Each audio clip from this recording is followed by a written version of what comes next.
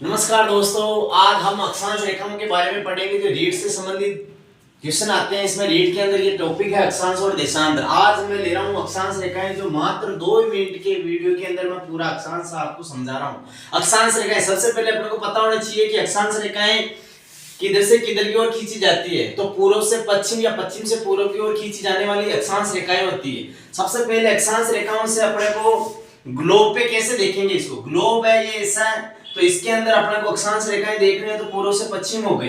अब पूर्व पश्चिम में अपने को पता होना चाहिए। दूसरी बात है, बीच में से ग्लोब को काटते हैं तो बराबर 2 बराबर भागों में उत्तरी गोलार्ध और दक्षिणी गोलार्ध, 2 प्रकार के हो गए, उत्तरी गोलार्ध और दक्षिणी गोलार्ध। उसके बाद में जीरो अक्षांश, इस जीरो अक्षांश के 3 नाम है।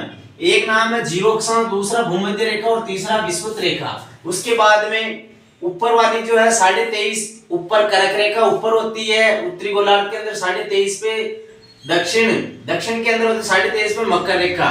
तो अपने को ये पता होना चाहिए। उसके बाद में 90 डिग्री और 90 डिग्री।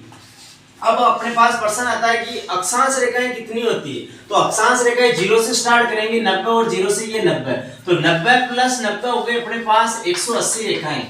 180 रेखाएं हो गई। अगर दूसरा क्वेश्चन आता है कुल अक्षांश रेखाएं कितनी होती है, तो कुल के अंदर अपने को जीरो अक्षांश को जोड़ेंगे तो 181 हो जाएगा। 2 क्वेश्चन हो गए, एक तो अक्षांश रेखाएं, एक होती है कुल अक्षांश। अब इसके बाद में आता है कि तीसरा क्वेश्चन बनता है कि वर्त कितने होते हैं इसमें। तो वर्त के अंदर अपने को जैसे पृथ्वी है गोल, इसके चारों ओर वर्त बनता है, चारों ओर। तो यहाँ पे देखो कि 0 से यहाँ से 90 तक यहाँ पे निवासी है, तो निवासी तक तो वर्त बन जाएगा, इधर भी निवासी इधर भी निवासी। लेकिन 90 पे ये पॉइंट ऐसे होगा तो ऐसे ये पॉइंट ये वर्त नहीं बनता। तो एक ऊपर वाला कम कर दो, एक नीचे वाला कम कर दो, तो 181 से 2 कम करेंगे तो 179, यानी वर्त आ गए अपने पास 179। दूसरी बात है, इसके बाद में अपने पास 3 क्वेश्चन हो गए। इसके बाद में चौथा क्वेश्चन बनता है कि वह ऐसा कौन सा दिन है जो रात और दिन समान होते हैं। तो 2 ही दिन ऐसे हैं जो 21 मार्च और 23 सितंबर। 2 डेट ऐसी है 21 मार्च और 23 सितंबर, जब रात और दिन दोनों समान होते हैं। और दूसरी बात यह है कि 21 जून को सूरज कर्क रेखा पे होता है, 21 जून को सूरज कर्क रेखा पे होगा, और 22 दिसंबर को मकर रेखा पर होता है सूरज।